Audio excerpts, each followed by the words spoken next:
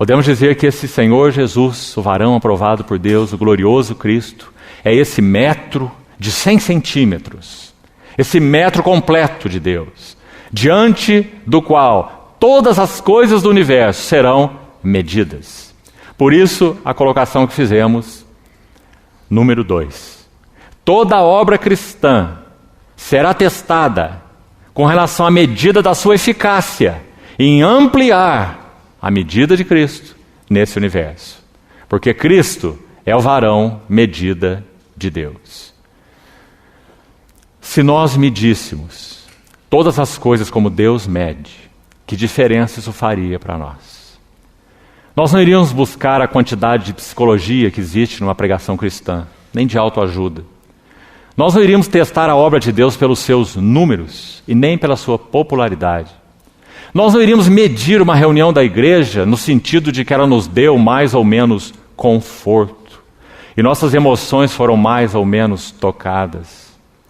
Nós iríamos medir todas as coisas, toda a palavra, toda a pregação, toda a obra, toda a reunião, todo o ministério, todos os relacionamentos, pela medida de Cristo.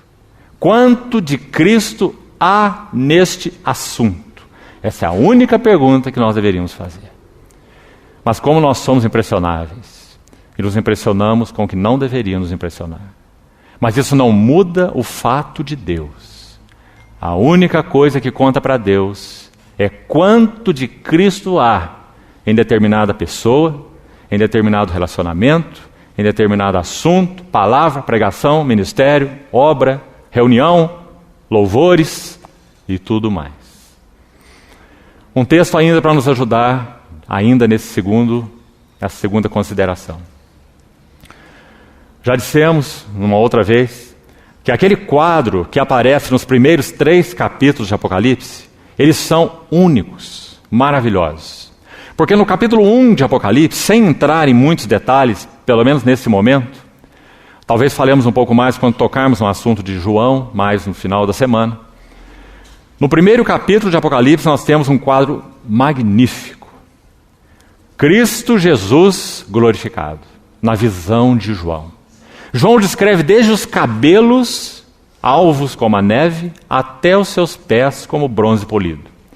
Cada item mostrando algo da glória desse varão medida de Deus. Ele é o varão aprovado por Deus. Ele é o varão baseado no qual Deus mede e medirá todas as coisas do universo. Então João o descreve. Quando nós vamos ao capítulo 2 e 3 de Apocalipse, o que nós temos? 7 assembleias. Por quê? Porque a hora de começar o juízo pela casa de Deus é chegada. Ora, se há de vir por nós, que será daqueles que não obedecem o Evangelho? Então no capítulo 1 nós temos Jesus Cristo, na visão de João, em sua glória, ascenso. No capítulo 2 e capítulo 3, 7 assembleias. E sabe, irmãos, tente fazer um quadro na sua mente. O que temos ali é uma assembleia após outra em uma fila indiana. E elas vão se apresentando diante daquele que é o varão medida de Deus. Então a primeira assembleia que se apresenta é Éfeso. Quando Éfeso se apresenta aos pés do Senhor, esse varão medida, ele vai então medi-la. E ele mede de modo tão justo. Ele diz: eu te louvo, porque em ti há labor, porque em ti há perseverança, porque em ti há discernimento espiritual. Provaste falsos apóstolos e os achaste mentirosos. Mas tenho contra ti que abandonaste o teu melhor amor, a primazia de teu amor. O Senhor está medindo uma a uma daquelas assembleias de acordo com o seu próprio caráter. Ele não busca naquelas assembleias nada mais do que Ele próprio é para elas. Tudo quanto o Pai tem é meu. Por isso eu vos disse que Ele, o Consolador, há de receber do que é meu e vou-lo há de anunciar. Se a assembleia em Éfeso falhava no amor, não é porque seu Senhor não era amor, mas porque ela não soube permanecer no seu amor. Tudo que o Senhor busca em cada uma das assembleias dele é aquilo que Ele próprio é. Ele não pode buscar o que Ele não é. As assembleias não são luz, essencialmente falando. As assembleias são candeeiros. Cristo é a luz. Então o que Ele busca nos seus candeeiros? A si próprio. Porque Ele é a luz.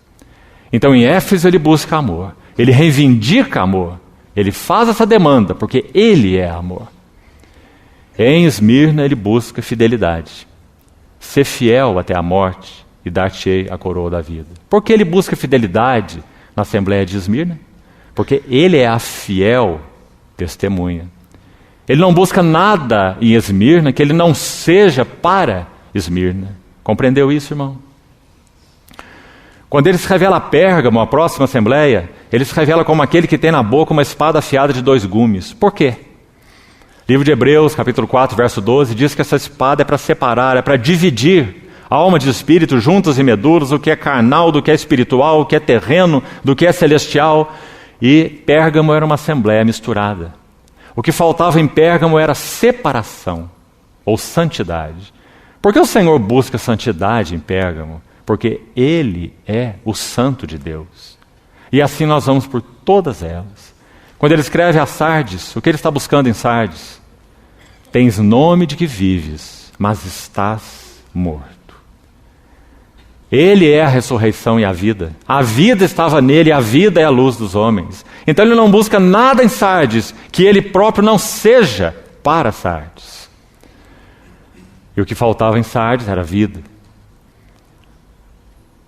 Nas 7 assembleias, o Senhor apenas busca e reivindica aquilo que Ele próprio é. Ele é o varão medida de Deus. Essa é a segunda consideração preliminar.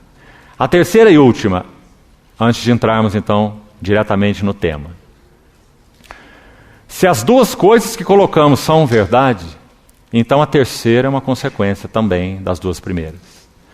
Liderança espiritual é simplesmente a nossa cooperação com o Espírito Santo neste seu compromisso e atividade.